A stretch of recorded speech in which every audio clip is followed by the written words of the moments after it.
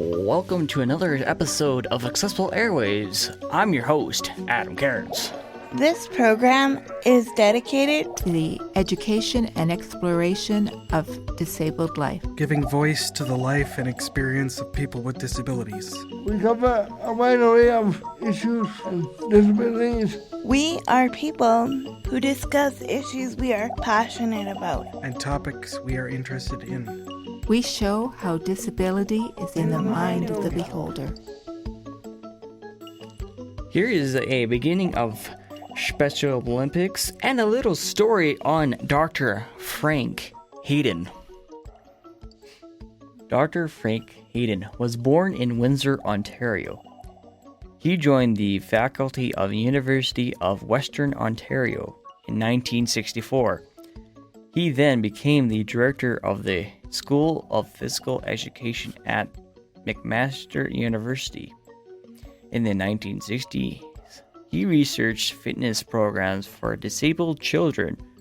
For 2 years, he helped produce and build a fitness program for children with disabilities and helped develop a legislation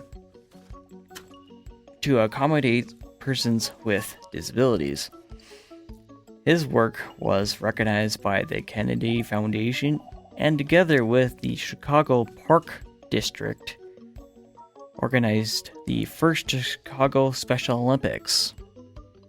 There were over 1,000 participants from 26 states and Canada. The first Special Olympic Games in Canada were 1969 with 1,400 athletes coming from across Canada. In 2016, there were over 4.4 million athletes from over 170 countries participating in Special Olympics. Dr. Hayden served as an executive director of Special Olympics from 1968 to 1972. From 1988 to 1990, he founded and led the Office of European Affairs for Special Olympics International in Paris. He also acted as a Canadian Special Olympic consultant from 1994 to 2000. Dr. Hayden was recognized for his work by being named Maclean's magazine honor roll 12 outstanding Canadians in 1994, a special award from the Royal Bank in 1996, in 1997, an award from Toronto Eaton Centre, made an honorary and permanent member of the Canadian Olympic Association, various honorary degrees, and in 1999 named an officer of the Order of Canada. An athlete from the 2010 Olympic National Summer Games was moved by a speech given by Dr. Hayden, where Hayden said himself was inspired by the Special Olympics athletes and their true love of the sport and each other. In 2016, he was inducted into the Canada's Sports Hall of Fame. Here's our first interview. Darby talking about his volunteer opportunity at the Canada Sports Hall of Fame and also talking about Dr. Frank Hayden. How long? Hi, my name is Darby Taylor, and I volunteer at the Canada Sports Hall of Fame, and I've been almost volunteering for six years. My journey, it's been a fantastic journey ever since I first started here in 2013 to now. I've improved a lot. Like I'm less nervous when I greet people. I'm more interactive, and I also just love working here. And my mom helped me get this job and pays help with the interview, and and when I got the job, I was really happy. Yeah, it means to me, this job, it means a lot to me, and it makes me very happy. I have accomplished lots, like winning the White Hat Award last year and getting nominated this year. And it was so much fun. I didn't win this year, but I got a semifinalist. That makes me happy. I've achieved lots of confidence skills and learning how to do better in my field of work, which is customer service. Yeah. Next, I hope someday to get a paid job, maybe at the at Tim Hortons or at the Saddle Dome. That's what I hope. But if not, that's okay with me because I have lots of other things. Yeah. That was Darby talking about his volunteer position at the Canada Sports Hall of Fame. I talked over the phone with Troy, who just won a championship for Canada with the Hard of Hearing and Deaf team of basketball. He just was over the phone from Edmonton, and we discussed his experiences. Welcome to Accessible Airwaves, and welcome to the show. Well, thank you so much. No worries. First things first, could you explain the deaf and hard of hearing basketball, and what is it like being different from basketball, like regular hearing basketball? How is it different from that? So, like deaf and hard hearing, obviously, it's either you have no hearing, or you're like me, who you're losing hearing, or you have some sort of hearing impairment. So, not a whole bunch from what it actually means.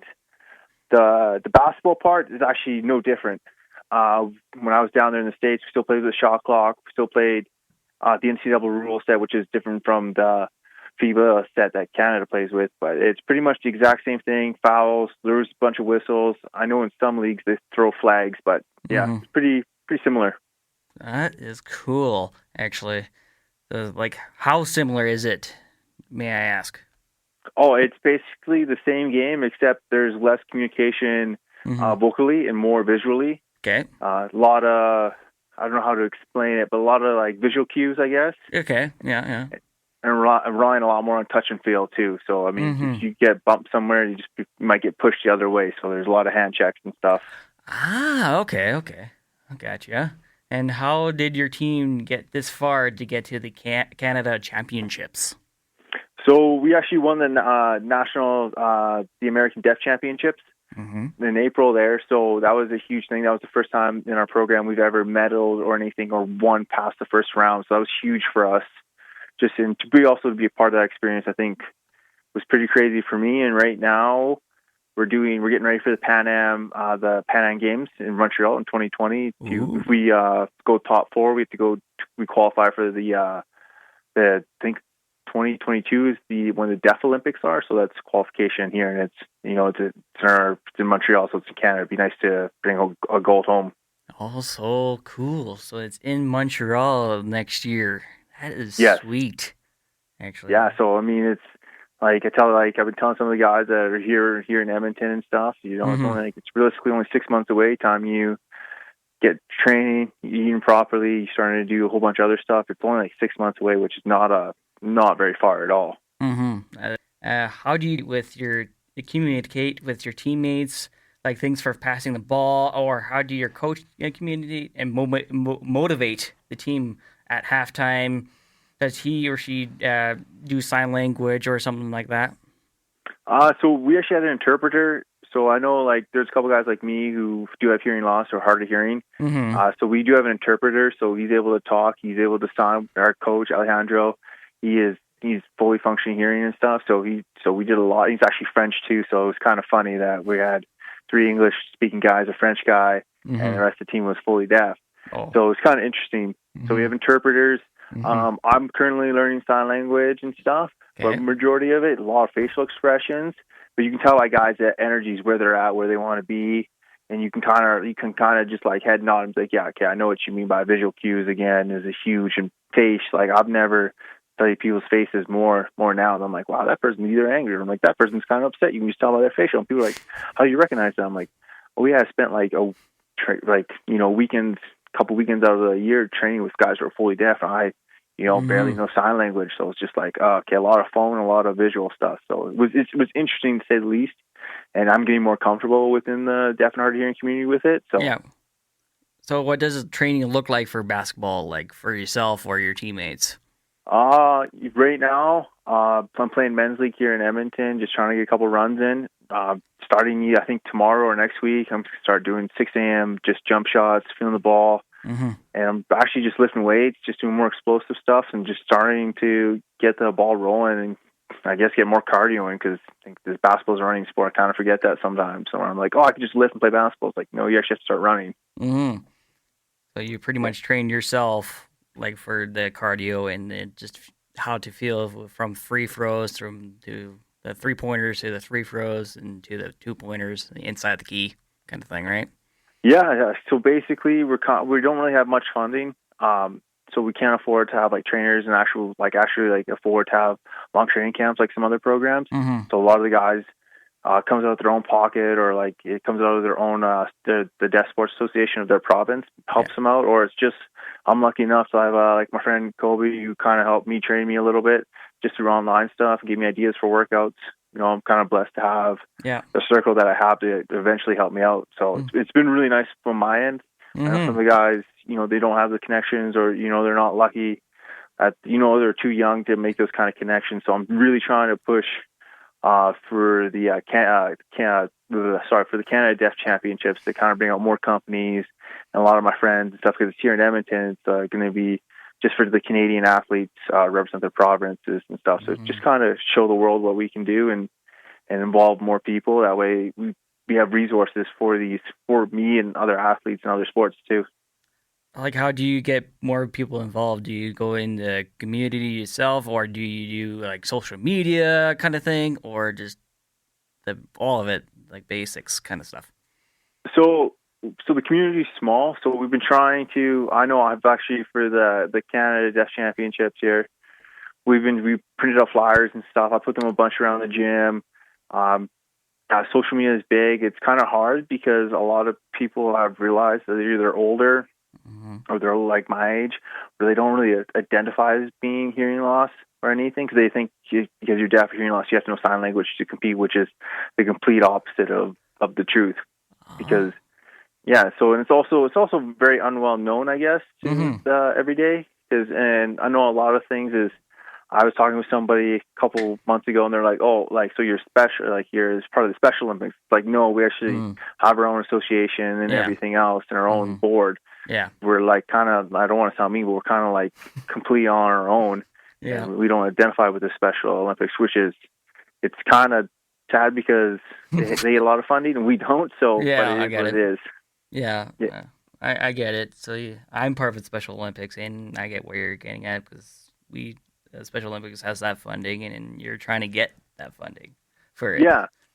So I mean, it would be nice to be a part of it, but at the same time, it's like we're on our own. So I mean, it's just I'm just trying to gather like people to be like bring awareness to like, hey, like no, like guys, like we're deaf and hard of hearing, like we're on this side, like join the dark side. Not really, but I'm just kidding. Basically, come join us.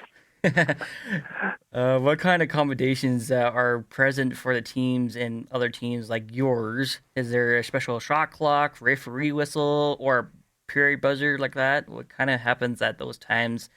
And do your other senses, like sight or other senses, kind of enlighten during those games, kind of thing? So I know last year or 2 years ago in Winnipeg that the refs, instead of throwing and whistling, they whistle and throw like flags like football, just to get the guys' attention. But when we were in Indiana, they actually didn't use anything. They actually they ref a normal basketball game. If plays got carried off, the refs would kind of just rush over, wave their arms, and like it kind of be like almost an added like 10 seconds onto like the stoppage of play. Okay. Just so guys would be like, oh, okay, that makes sense. But I mean, other than that, like the refs are pretty good. Guys were pretty good. For shot clock, it was pretty much they just blow it down and just kind of treat everything as it was, which is kind of nice. It's nice to see that we did, like, there was no special treatment for any team or anybody, so it was nice to see that. Oh, that sounds awesome. So you mentioned they use like a flag in like CFL or in the NFL. Is it like orange or yellow kind of thing? I believe it was a red flag. Okay. So I'm kind of excited because this year will be my first year competing. It's like I said, for Team Alberta. Yeah. So it's going to be interesting because I've never really seen that before. So I'm kind of excited to see how reffing is going to be done here and how versus seeing it in America. Yeah. So, but like back to the census question, I found like my eyesight like lately, like I play men's league with all the guys who are hearing here, and sometimes I'll just see the guys, like I don't even know if they're looking at me. I'll just throw them the ball and be like, well, let's see if it gets there. So it's kind of like that. Okay. Yeah. And do you play with like any of hard of hearing and deaf teams, or with hearing teams, like with other teams that have hearing kind of thing? So do you play with other teams, or you just play with your league kind of thing? So I currently play with like an older men's league team here, just to kind of stay in shape, and Sunday mornings with basketball here. But all those guys are hearing. I brought out a couple buddies who are one of the guys is deaf, and the other one is hard of hearing, and just kind of like show the guys like, hey, like these are my teammates. This is what we can do. And then starting, I think soon we're going to start practicing for the Canada Deaf Games for 2020. Just try to get things going here in Edmonton. So it's going to be. I mean, I've been lucky enough to experience both. I wish more people did, but some guys choose not to. They choose to do their own thing, which I totally understand. I gotcha. What happened at the basketball championships, and what happens there during that time? And were you nervous during that time? Yeah, because like I was talking with one of my buddies on the team, I was just like, man, like I just want to win the first game. That was all that was on my mind. It didn't matter if we won. I just wanted to win one game. That's all, because you're in the United States. You're also in Indiana, one of the basketball havens. So I was like, well, like all I want to do is win it. I was totally nervous. Like it was racing through my mind. Even on the first flight, it was like, hey, what happens if we lose? Like is this what everyone's going to be like? Oh, Canadians can't play basketball. And when we won, I remember talking on the phone. I was just like, I was like ready. I almost broke down crying on the phone. I was like, hey, we just won. Like we just won the American championships of our division. Like I was like tearing up, and I was like, whoa, man! Like I just I was a part of history, which is freaking awesome. Like I can't. That's a feeling that no one can take away from you, and I want to experience it again. Yeah. So like, you kind of felt like Toronto Raptors almost. Yeah, before the Toronto Raptors, because we won ours in April, so I say we did it before they did. But you're kind of like that. You feel great after you're like, oh, we won against the U.S., our big brother down south. Yeah, it was kind of weird because like when you win, you're happy, and then I witnessed what we realized. Like what I did was, I was like, man, we just won the first championship in Canada Deaf Basketball history. And I was just like, whoa, like this is huge. Like my name's going to be, part of history, and like I'll be able to, I got some credit to my name now. So it was just like I think it was like a week after, like I was still buzzing from it. And I was just like still smiling, like super, like wow, like man, I did that, and I just even now, like just talking about it, I get the feeling again where I'm like, all right, time to put that work in now if you want it again. That is. Oh, that's awesome. And like you were talking about the great achievements, like in sports, doing the buzzer, beating the buzzer, like doing a throw or 3-pointers, or any tough opponents that you had during those games. I got it. Like definitely, I would say the semifinal against, I believe it was Chicago. They're a really good team, and I had they were up at one point, like by 12 points, I think. We battled back, and then I remember looking at the clock, 6 or 7 seconds left to go, and realizing we were going to the finals. And so the buzzer goes, and we shake hands and stuff, and it really hasn't hit me yet, not until my dad came onto the court, because my dad was there as one of our few only fans. And I remember wrapping my arm around him and trying not to cry again, because I was like, oh man, I'm reliving my dream at the age of 18, winning the championship. I've never won one. I was like, man, like it's this close, like, and you can see a lot of the guys who've been part of the program for a long time, and like you can see like some like the younger guys like, oh, we're doing this, like my hard work's paying off. So it's been interesting. Mm-hmm. That is good. So your hard work is paying off. You beat the opponents that you had and all that stuff for sure. Yeah, even now I'm realizing I'm doing a lot more than like a majority of people are with work, my work, basketball, my family stuff, and sometimes I think I overwhelm myself, but at the same time, like it's for a good cause, and I know where I want to be at the end of the day. So I mean, this is sacrifices have to be made to get that to be done, and I'm learning that now. And what would your words of encouragement to be someone who is hard of hearing or deaf wanted to compete in this sport? Was like what is your encouragements that you want to hear for the Just get out listeners? there. I guess just get out there, contact the right people. We have Google now, which is awesome because quick, deaf and hard hearing. If you want to look in your provincial, they'd be more than happy to like take you on. I know I was a little bit nervous walking into the gym with a whole bunch of people that had never seen me before, and it's kind of a closed community, so I had to prove myself a little bit, and so I was, I've been lucky that they're picking me in, so like lovingly and stuff, and I got some really good buddies. I can text back and forth, and like anyone who wants to compete, just if you have hearing loss or you're deaf, get after it. Yeah, I would agree. Did you try any other sports before basketball, and what brought you to the deaf and hard of hearing basketball? So like my mom signed me up for it, as most kids do. Hockey was a little too expensive for my parents. So then I also played football in high school, which I only played like one season, and I was like, yeah, what's happening? That basketball for some reason stuck with me. Like I don't know if it's in my blood because my mom and my dad aren't basketball players either. So, but I seem to be pretty good at it, so might as well keep going with it, right? Yeah, why not, right? So the one thing that brought me to deaf and hard hearing is I was on a family road trip. I was actually going to help coach with me having hearing loss and stuff. I was going to coach the deaf team. I didn't know if they had one here in Edmonton, so I just put my name out there. Yep. And then at the Alberta Deaf School here, and they said, "Hey, do you have hearing loss?" And I was like, "Yeah, I do." They're like, "Hey, we have a Team Canada tryout." I was like, I don't know, like again, being not wanting to be really part of the community, but like I don't identify as being deaf or hard of hearing. I just have hearing loss, blah blah blah. Little do I know my hearing loss is like pretty severe, or pretty good, sorry. And I was like, okay, whatever. So I got in contact with the coach and everything, and like emailed him like my hearing results and stuff.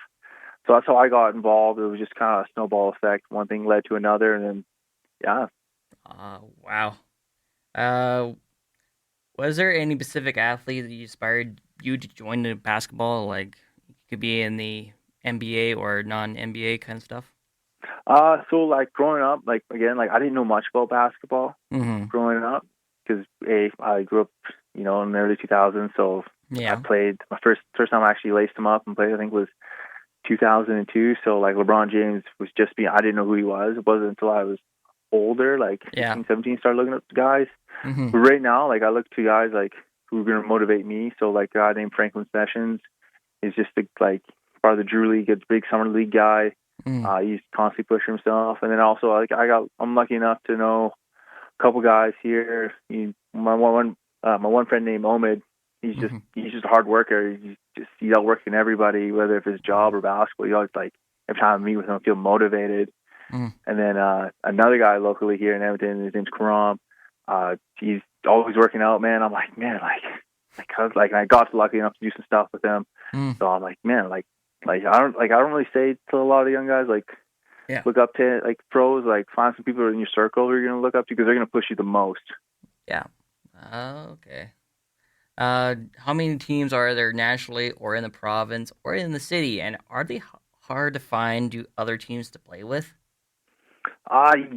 Yes and no, because the deaf community is so small, and I think BC has the only deaf girls team. Yeah. In all of the provinces. So I mean, it'd be nice to see more females playing basketball within the deaf community, but also understand it's a small community too.